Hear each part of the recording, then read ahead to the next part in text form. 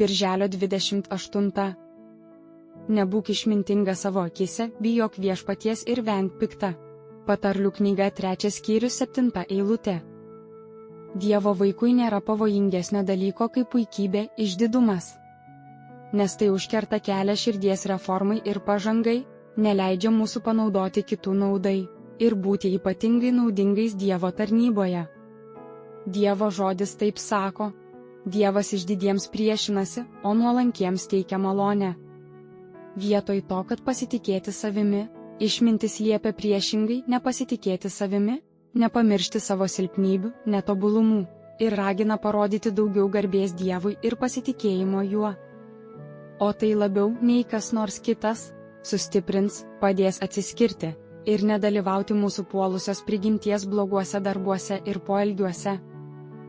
Būti išmintingam savo paties akyse reiškia pasitenkinimą savimi ir savęs pervertinimą asmeninių žinių atžvilgiu.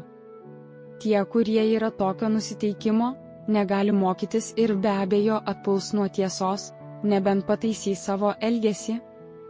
Jeigu jie nori, kad būtų išgydyti nuo šio savo ydos, tegul išmoksta pirmenybę duoti Dievui savo širdyse.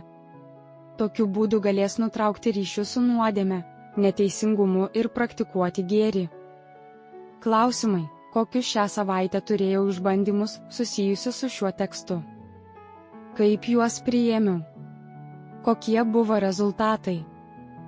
Nebūk išmintinga savo akyse, bijok viešpaties ir venk pikta. Patarlių knyga 3 skyrius 7 eilutė.